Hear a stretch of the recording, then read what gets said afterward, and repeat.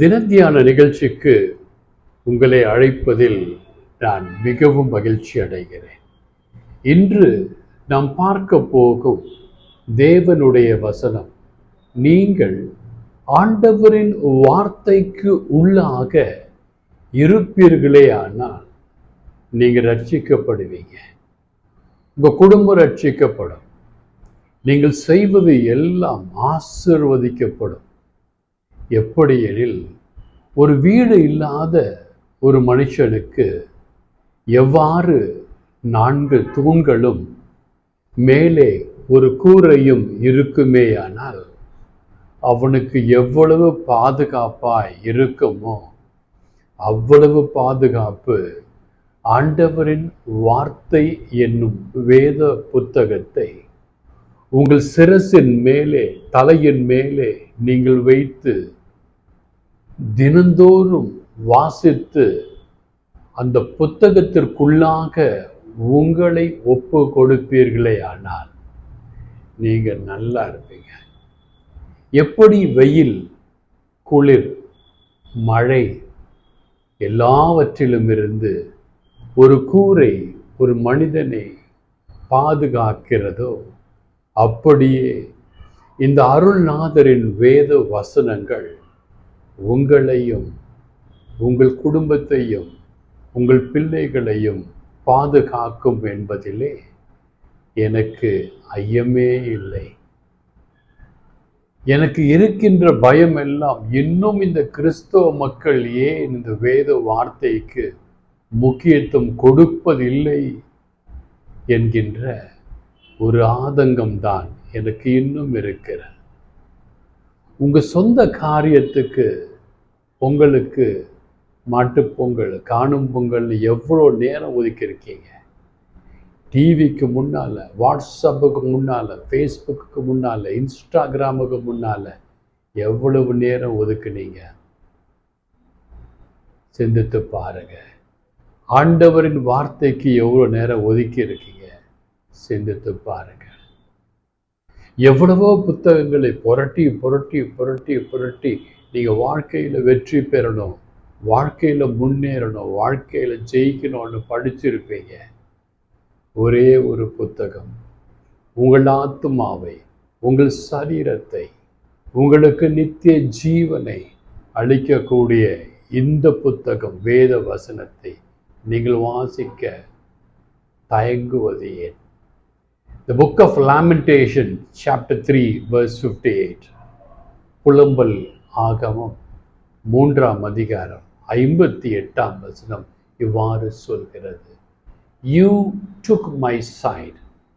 நீங்க ஆண்டவரை பார்த்து, ஆண்டவரின் வேத வசனங்களை பார்த்து படிக்கும் பொழுது, the book, you took my side, master. ஆண்டவரே, நீர் என்னையே உமது பக்கம் எடுத்துக்கொண்டீர். You brought me back alive.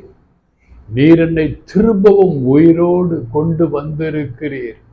O Lord, then thou art pleaded the cause of my soul. நீங்க என் ஆத்மாவை ரட்சிக்க உதவி செய்தீங்க. Thou hast redeemed my life. என்னுடைய ஜீவனையே நீங்க மீட்டு கொடுத்திருக்கிறீங்க. ஒரு இதயத்தின் குமுறல் பாருங்க, எவ்வளவு அழகாயிருக்கிறது. ஆண்டவர் உங்களை வேத வசனத்தை வாசிக்க வாசிக்க தன் பக்கம் கொண்டு செல்வார். ஆண்டவரின் வசனங்கள் உங்கள் ஆத்துமாவை தன் பக்கம் கொண்டு செல்லும். ஆண்டவர் வசனம் உங்களை ஜீவனை புதுப்பிக்கும். எனக்கு பிரியமான என் அன்பு தேவ பிள்ளைகளே, ரோமன்ஸ் சாப்டர் 10 verse 17, ரோமருக்கு எழுதின புத்தகம் 10ஆம் அதிகாரம் 17ஆம் வசனம் இவ்வாறு சொல்கிறது. Faith comes from hearing, and hearing through the word of Christ.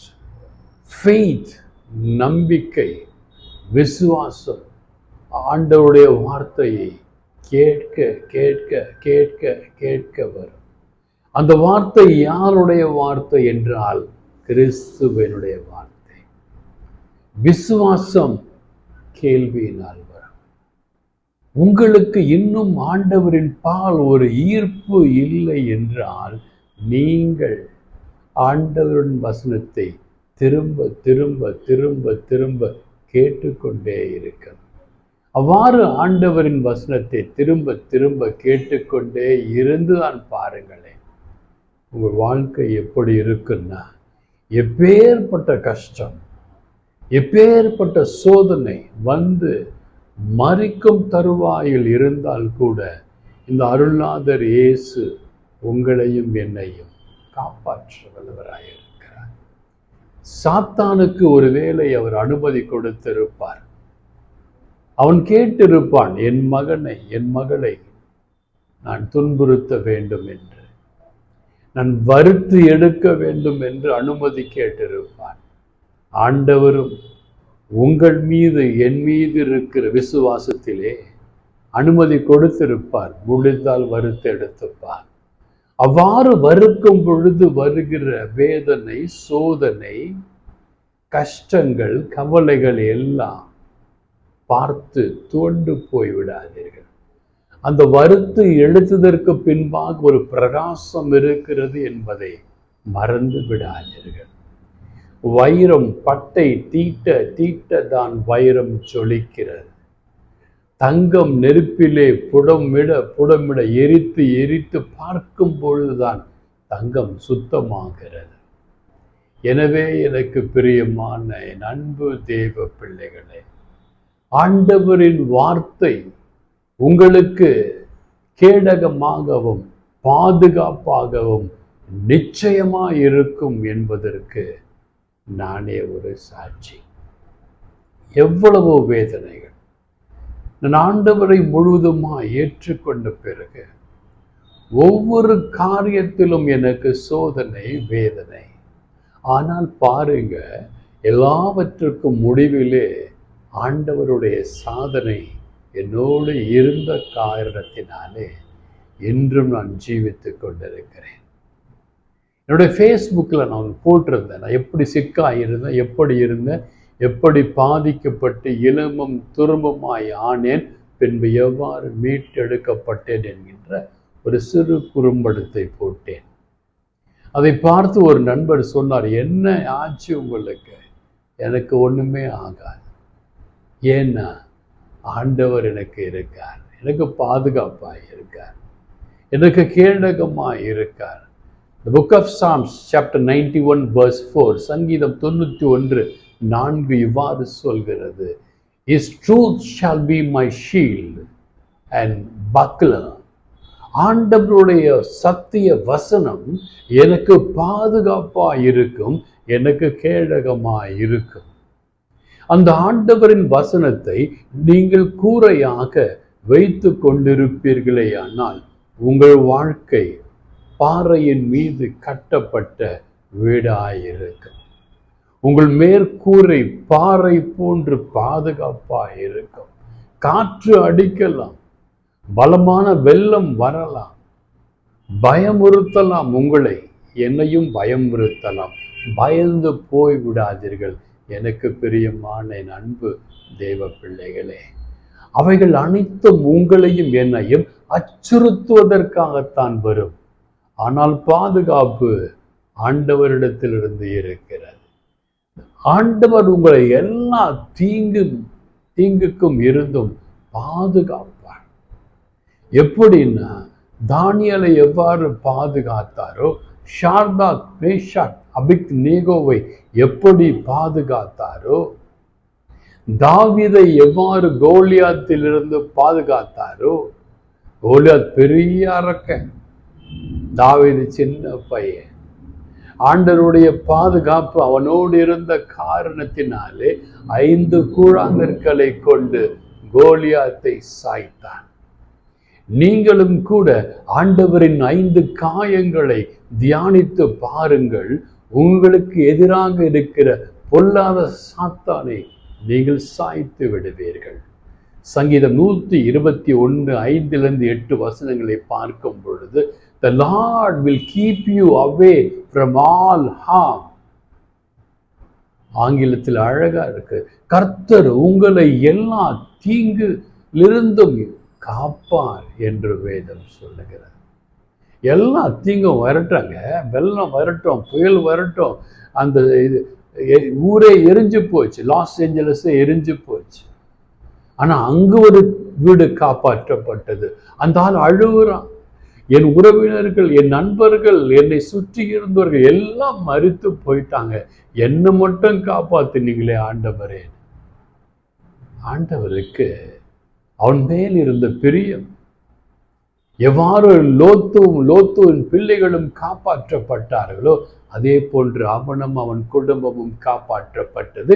இப்பொழுது 2025 எனக்கு பிரியமான என் அன்பு தேவ பிள்ளைகளே, நீங்கள் ஆண்டவர்கிட்ட உண்மையா பிரியமா இருப்பீங்கன்னா நீங்க காப்பாற்றப்படுவீங்க. மற்றொரு வீடு பார்த்த சென்ட் பிரான்சிஸ்கோல ஒரு வீடே அழிஞ்சு போயிடுத்து. அந்த வீட்டில் இருக்கிற ஆண்டவரின் தாயாருடைய சுரூபம் அப்படியே இருக்கு. கொழுந்து விட்டு வீடு எரிஞ்சு போச்சு, பங்களா எரிஞ்சு போச்சு. ஆனால் அங்கு ஆண்டவருடைய தாயார், இயேசுவின் தாயார், அந்த சுரூபம் மட்டும் அப்படியே இருக்கு. இதெல்லாம் பார்க்கும் பொழுது பயமா இருக்கு. என்ன பயம்னா, ஒருவேளை இப்படி ஆனால் நாம் என்ன ஆவோம்? நீங்க ஆண்டவரின் வார்த்தையை நம்பி பாருங்க, உங்களுக்கு ஒன்றும் ஆகாது. ஆண்டவரின் வார்த்தையை மட்டும் நம்பினா போதாது, அவருக்குள்ள அடைக்கலம் புகணும். எவ்வாறு பைபிளுக்குள்ள இன்னைக்கு போட்டிருக்கு இல்லையா, அந்த ஃபர்ஸ்ட் இதுல ஸ்டில் இல்லை, அது பைபிளுக்குள்ள ஒரு குடும்பம் இருக்கிறதோ அதே போன்று உங்கள் குடும்பம், என் குடும்பம் பைபிளுக்குள்ளாக இருக்கணும். Book of Proverbs chapter 30 verse 5 to 6, நீதிமொழிகள் 30ஆம் அதிகாரம் 5-6 இவ்வாறு சொல்கிறது. He is a shield to those who take refuge in him. அவர் கேடகமாய் இருக்கிறார். யாருக்கு என்றால், யாரெல்லாம் அவருக்குள்ளாக வந்து அடைக்கலம் புகுகிறார்களோ அவர்களுக்கு அவர் கேடகமாய் இருக்கிறார். எனவே நீங்களும் நானும் ஓடி போகணும். எதுக்கு? ஆண்டவருடைய வார்த்தைக்குள்ளாக ஓடி போகணும். அந்த வார்த்தைக்குள்ளதான் எனக்கு அடைக்கலம் இருக்கிறது, அந்த வார்த்தைக்குள்ளதான் எனக்கு ஜீவன் இருக்கிறது என்று சொல்லி போவோமே ஆனால் நீங்க ரட்சிக்கப்படுவீங்க. சங்கீதம் 28:7 இவ்வாறு சொல்கிறது. The Lord is my strength and my shield. ஆண்டவரே எனக்கு பலமுமாய் இருக்கிறார், எனக்கு கேடகமாய் இருக்கிறார் என்று சொல்ல வேண்டும். அவ்வாறு சொல்லி பாருங்க, நீங்க நல்லா இருப்பீங்க, உங்க குடும்பம் நல்லா இருக்கும், உங்க பிள்ளைகள் நல்லா இருப்பாங்க. இந்த வார்த்தைகளை கேட்டுக்கொண்டு இருக்கிற நீங்க எல்லாம் நல்லா இருக்கணும்னு சொல்லனா இந்த வசனத்தை தியானித்து பாருங்க, வாசித்து பாருங்க. God bless you all.